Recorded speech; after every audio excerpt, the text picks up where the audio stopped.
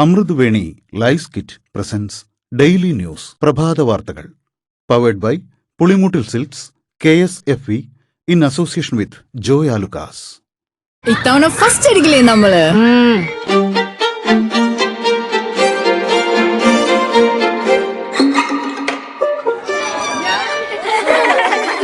കുട്ടികൾക്കൊക്കെ പെയിൻ ശല്യം ഉണ്ടാകും. അതുകൊണ്ട് ലൈസ് കിറ്റ് ഉപയോഗിച്ച് ക്ലാസ്സിൽ വരാൻ പ്രത്യേക ശ്രദ്ധിക്കണം. Lice kit lice remover pain ശല്യത്തിൽ നിന്നും ഉടനടി ആശ്വാസം. നമസ്കാരം, ഞാൻ ഡെയ്സി ബിജു. ഡെയിലി ന്യൂസിന്റെ പ്രഭാത വാർത്തകളിലേക്ക് സ്വാഗതം. ഇന്ന് ഓഗസ്റ്റ് 15 വെള്ളിയാഴ്ച. രാജ്യം ഇന്ന് 79ാമത് സ്വാതന്ത്ര്യദിനം ആഘോഷിക്കുന്നു. ഏവർക്കും ഡെയിലി ന്യൂസിന്റെ സ്വാതന്ത്ര്യദിന ആശംസകൾ. സ്വാതന്ത്ര്യദിനം പ്രമാണിച്ച് ഇന്ന് ഡെയിലി ന്യൂസിന്റെ സായന വാർത്തകൾ ഉണ്ടായിരിക്കുന്നതല്ല. ഇന്ത്യ ജനാധിപത്യത്തിന്റെ ജനനിയെന്നും എല്ലാവർക്കും തുല്യനീതിയും അവസരവും ഉറപ്പാക്കണമെന്നും സ്വാതന്ത്ര്യദിന സന്ദേശത്തിൽ രാഷ്ട്രപതി ദ്രൌപദി മുർമു. രാജ്യം 79ാം സ്വാതന്ത്ര്യദിനം ആഘോഷിക്കുന്ന അവസരത്തിൽ രാജ്യത്തെ അഭിസംബോധന ചെയ്യുകയായിരുന്നു രാഷ്ട്രപതി.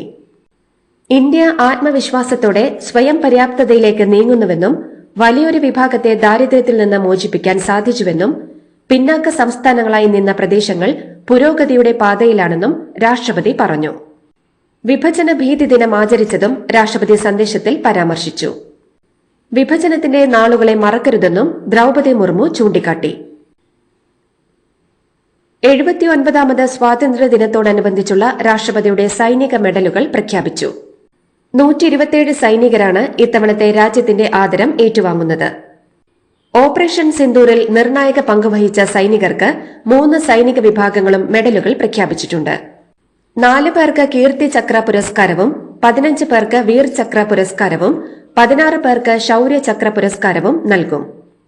58 പേർക്ക് ധീരതയ്ക്കുള്ള സേനാ മെഡലും 26 പേർക്ക് വായുസേനാ മെഡലും 9 പേർക്ക് ഉദ്ധം യുദ്ധ സേവാ മെഡലും നൽകും. സ്വാതന്ത്ര്യദിനത്തിന് മുന്നോടിയായി മലയാളികൾക്ക് ആശംസകൾ അറിയിച്ച മുഖ്യമന്ത്രി പിണറായി വിജയൻ. സാമൂഹികവും സാമുദായികവുമായ എല്ലാ വേർതിരിവുകളെയും അതിജീവിച്ച് ഇന്ത്യൻ ജനത ഒറ്റക്കെട്ടായി ദേശീയ പ്രസ്ഥാനത്തിൽ അണിനിരന്നതിന്റെ ഫലമാണ് നാം നേടിയെടുത്ത സ്വാതന്ത്ര്യമെന്ന് മുഖ്യമന്ത്രി സ്വാതന്ത്ര്യദിന സന്ദേശത്തിലൂടെ അറിയിച്ചു. 2025 മുഖ്യമന്ത്രിയുടെ പോലീസ് മെഡലിന് 285 പോലീസ് ഉദ്യോഗസ്ഥർ അർഹരായി. സ്വാതന്ത്ര്യദിനാഘോഷ ചടങ്ങിൽ മുഖ്യമന്ത്രി മെഡലുകൾ സമ്മാനിക്കും. സേവനത്തിന്റെയും സമർപ്പണത്തിന്റെയും പ്രതിബദ്ധതയുടെയും അടിസ്ഥാനത്തിലാണ് ഉദ്യോഗസ്ഥർക്ക് പോലീസ് മെഡൽ പുരസ്കാരം നൽകുന്നത്. ഇതിനു പുറമെ 24 അഗ്നിശമന സേനാ ഉദ്യോഗസ്ഥർ അഗ്നിശമന സേവാ മെഡലിനും അർഹരായി.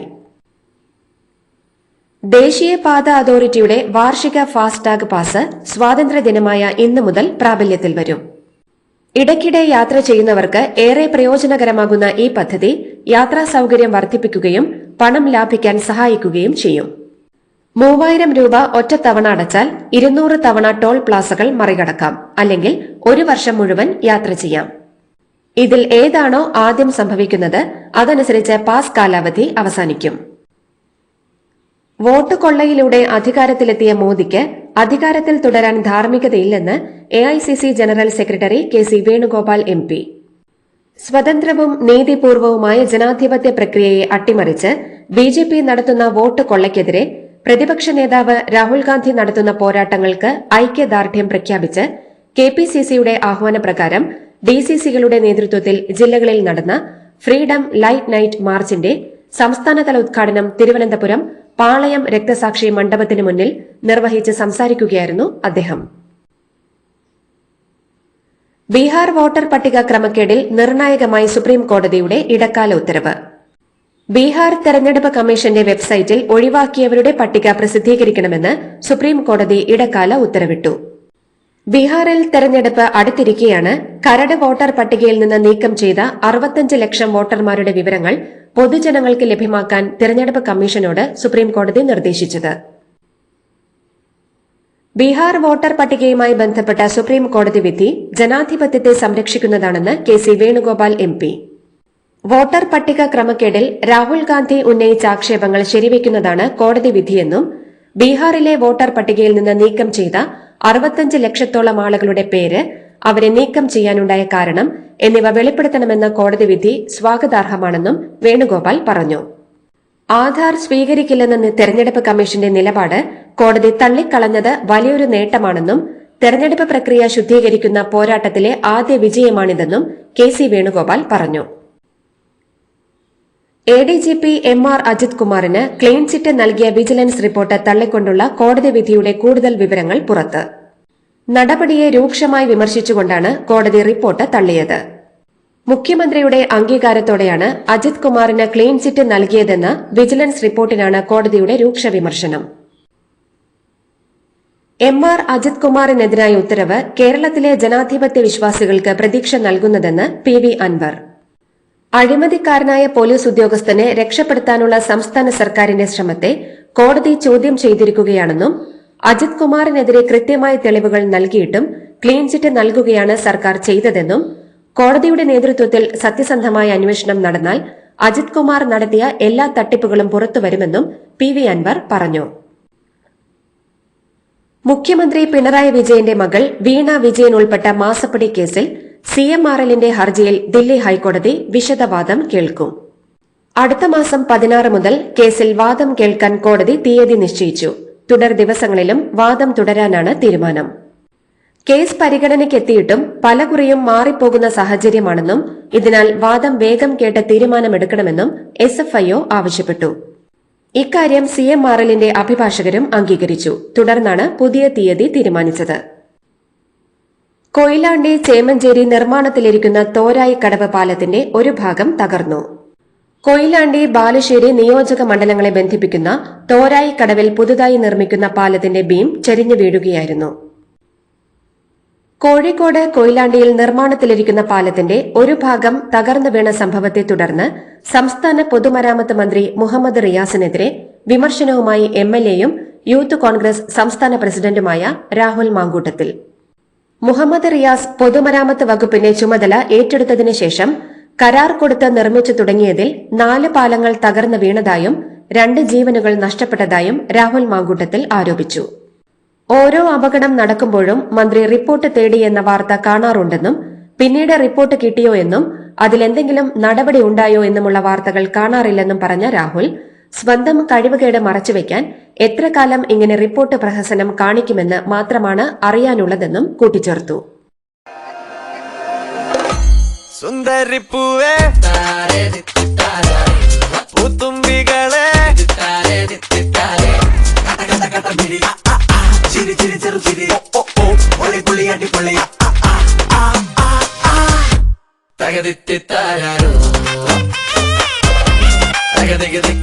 Pulimutil Silks presents Unskippable Onam Collections. Starts at just ₹299. സ്കൂളിലെത്താൻ വൈകിയെന്നാരോപിച്ച് 5ാം ക്ലാസ്സുകാരനായ ഒരു കുട്ടിയെ ഇരുട്ടുമുറിയിൽ അടച്ചുപൂട്ടിയെന്ന ആരോപണത്തിൽ അന്വേഷണത്തിന് നിർദ്ദേശം നൽകി മന്ത്രി വി ശിവൻകുട്ടി.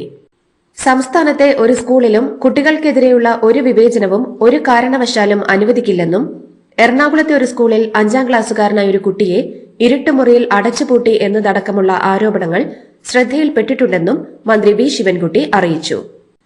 റിപ്പോർട്ട് കിട്ടിയാൽ ഉടൻ നടപടിയെടുക്കുമെന്നും കുട്ടി TC വാങ്ങേണ്ടതില്ലെന്നും മന്ത്രി അറിയിച്ചു. കേരള സാഹിത്യ അക്കാദമി ഓഡിറ്റോറിയത്തിന് MTയുടെ പേര് നൽകാൻ തീരുമാനം. കേരള സാഹിത്യ അക്കാദമി MT ഓഡിറ്റോറിയം എന്ന് പേരിടും. 17-ന് സാർവദേശീയ സാഹിത്യോത്സവോദ്ഘാടനത്തിനെത്തുന്ന മുഖ്യമന്ത്രിയാണ് നാമകരണം നടത്തുക. അതേസമയം സാഹിത്യ അക്കാദമി ലൈബ്രറിക്ക് ലളിതാംബിക അന്തർജനത്തിന്റെ പേരിടും. ലളിതാംബിക അന്തർജനം സ്മാരക ലൈബ്രറി എന്ന് നാമകരണം നടത്തുന്നത് ധനമന്ത്രി KN ബാലഗോപാൽ ആയിരിക്കും. ആറ്റിങ്ങൽ ലോക്സഭാ മണ്ഡലത്തിൽ കള്ളവോട്ട് ആരോപണവുമായി UDF കൺവീനർ അടൂർ പ്രകാശ്. 1.14 ലക്ഷം കള്ളവോട്ടുകൾ ആറ്റിങ്ങലിൽ താൻ മത്സരിക്കാനെത്തിയപ്പോൾ കണ്ടെത്തിയെന്നും ചില നേതാക്കളുടെ മക്കൾക്കുൾപ്പെടെ കള്ളവോട്ടുണ്ടെന്ന് കണ്ടെത്തിയെന്നും ഇതുമായി ബന്ധപ്പെട്ട് പരാതി നൽകിയിരുന്നുവെന്നും അടൂർ പ്രകാശ് പറഞ്ഞു. രാജ്യത്തെ ആദ്യ സമ്പൂർണ്ണ ഡിജിറ്റൽ സാക്ഷര സംസ്ഥാനമായി കേരളം. ഈ ലക്ഷ്യം കൈവരിക്കുന്നതിനായി നടപ്പാക്കിയ ഡിജി കേരളം സമ്പൂർണ്ണ ഡിജിറ്റൽ സാക്ഷരതാ പദ്ധതി വിജയകരമായി പൂർത്തീകരിച്ചുകൊണ്ടുള്ള പ്രഖ്യാപനം ഈ മാസം 21-ന് മുഖ്യമന്ത്രി തിരുവനന്തപുരത്ത് നടത്തും. ഫിലിം പ്രൊഡ്യൂസേഴ്സ് അസോസിയേഷൻ തെരഞ്ഞെടുപ്പിൽ പ്രസിഡന്റായി B. രാഗേഷും സെക്രട്ടറിയായി ലിസ്റ്റൻ സ്റ്റീഫനും വിജയിച്ചു. MP സുബൈറിനെ ട്രഷററായും തിരഞ്ഞെടുത്തു.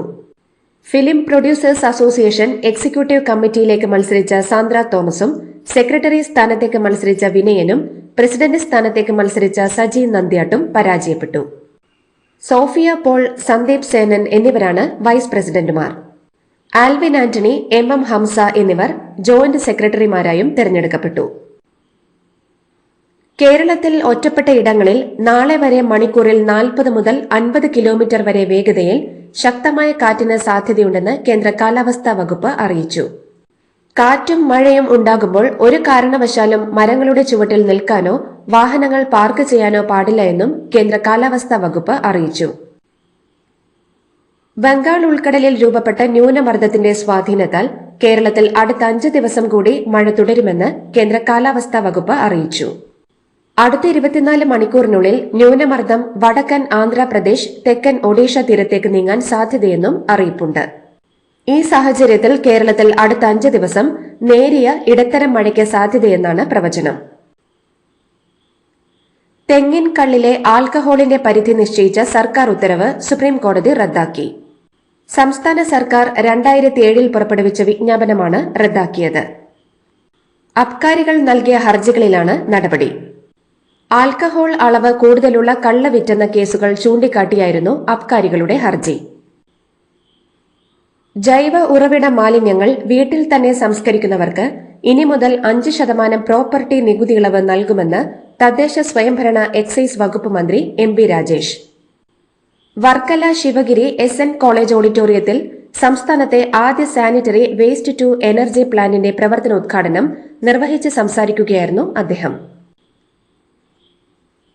തൃശൂരിൽ INTUCയുടെ ജനറൽ കൌൺസിൽ യോഗത്തിൽ നിന്ന് വിട്ടുനിന്ന് പ്രതിപക്ഷ നേതാവ് വി.ഡി. സതീശൻ. തന്നെ ക്ഷണിച്ചില്ലെന്ന തൃശൂർ DCC അധ്യക്ഷൻ ജോസഫ് ടാജറ്റിന്റെ പരാതിക്ക് പിന്നാലെയാണ് ജില്ലയിലുണ്ടായിട്ടും പ്രതിപക്ഷ നേതാവ് പരിപാടിയിൽ പങ്കെടുക്കാതിരുന്നത്. സമ്മേളന നഗരിയിലേക്കുള്ള യാത്രാമധ്യേ സതീശൻ തിരികെ മടങ്ങുകയായിരുന്നു. INTUC സംസ്ഥാന പ്രസിഡന്റ് R. ചന്ദ്രശേഖർ അധ്യക്ഷത വഹിക്കുന്ന ചടങ്ങിലാണ് സതീശൻ പങ്കെടുക്കാതെ തിരികെ പോയത്.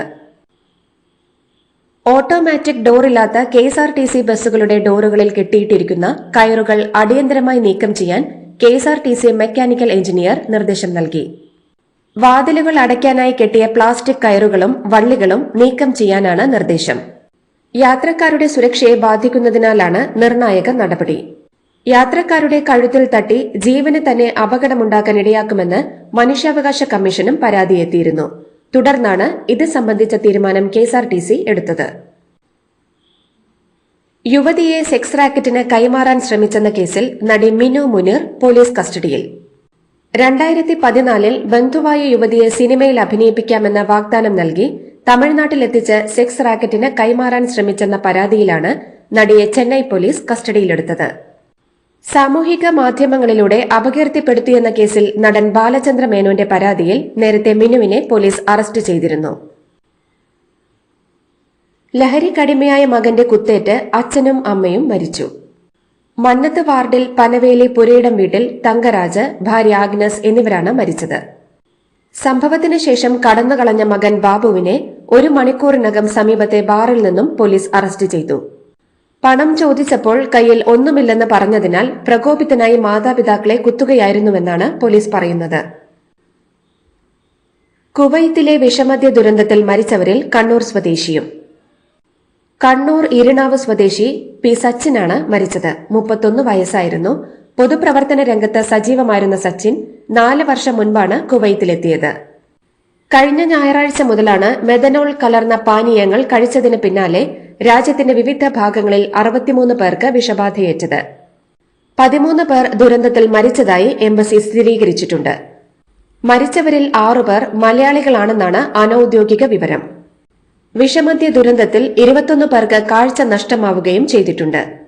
ചികിത്സയിൽ കഴിയുന്നവരിൽ പലരുടെയും നില ഗുരുതരമായി തുടരുകയാണ്. അതേസമയം കുവൈത്തിലെ വ്യാജ മദ്യ ദുരന്തത്തിൽ ചിലർ കസ്റ്റഡിയിലായതായും സൂചനയുണ്ട്. കൺഗ്രാചുലേഷൻസ് മിട്ടിക്കാട്ടോ. പൈലറ്റ് ആവണമെന്ന് പറയണേ. അവളുടെ ആഗ്രഹമല്ലേ, അവള് പറക്കട്ടെ. ചെലവ് എത്രയാന്ന്? KSFയുടെ പുതിയ ഹാർമണി ചുറ്റി ചേരണം. കണ്ണടച്ചു തുറക്കും മുമ്പ് അവളുടെ +2 കഴിയില്ലേ. കടം വാങ്ങാതെയും സ്ഥലം വിൽക്കാതെയും കുട്ടികളെ പഠിപ്പിക്കാം. KSFE ഹാർമണി ചിട്ടികൾ. KSFE ഹാർമണി ചുറ്റിയിൽ ചേരുന്ന 100 ഭാഗ്യശാലികൾക്ക് സിംഗപ്പൂർ യാത്ര സൗജന്യം. തെരഞ്ഞെടുപ്പ് കമ്മീഷന്റെ വിശ്വാസ്യതയെ വീണ്ടും ചോദ്യം ചെയ്ത് കോൺഗ്രസ്. കോൺഗ്രസിനും ഇന്ത്യ സഖ്യത്തിനുമെതിരെ കള്ളവോട്ട് ആരോപണം ഉന്നയിക്കാൻ മുൻ കേന്ദ്രമന്ത്രി അനുരാഗ് ഠാക്കൂറിന് രേഖകൾ എത്തിച്ചത് തെരഞ്ഞെടുപ്പ് കമ്മീഷനാണെന്ന് എഐസിസി വക്താവ് പവൻ ഖേര തുറന്നടിച്ചു. മഹാദേവപുരയിലെ വിവരങ്ങൾ മാത്രം ശേഖരിക്കാൻ 6 മാസമാണ് രാഹുൽ ഗാന്ധിക്ക് വേണ്ടി വന്നതെന്നും, എന്നാൽ രാഹുൽ ഗാന്ധി വാർത്താ സമ്മേളനം നടത്തി 6ാം ദിവസം 6 മണ്ഡലങ്ങളിലെ വിവരങ്ങൾ എടുത്താണ് അനുരാഗ് ഠാക്കൂർ വാർത്താ സമ്മേളനം നടത്തിയതെന്നും, നിരന്തരം കോൺഗ്രസ് അഭ്യർത്ഥിച്ചിട്ടും നൽകാത്ത ഇലക്ട്രോണിക് വോട്ടർ പട്ടിക തെരഞ്ഞെടുപ്പ് കമ്മീഷൻ നൽകിയെന്നും പവൻ ഖേര പറഞ്ഞു. അതേസമയം പ്രധാനമന്ത്രിയുടെ മണ്ഡലമായ വാരണാസിയിലെ വോട്ടർ പട്ടിക പുറത്തുവിടാൻ കമ്മീഷന് ധൈര്യമുണ്ടോ എന്നും പവൻ ഖേര ചോദിച്ചു. കന്നഡ സൂപ്പർ താരം ദർശൻ അറസ്റ്റിൽ. സുപ്രീം കോടതി ജാമ്യം റദ്ദാക്കിയതിന് പിന്നാലെയാണ് അറസ്റ്റ്. ദർശനെ ബെല്ലാരി ജയിലിലേക്ക് മാറ്റും. നടി പവിത്ര ഗൌഡയെയും അറസ്റ്റ് ചെയ്തു.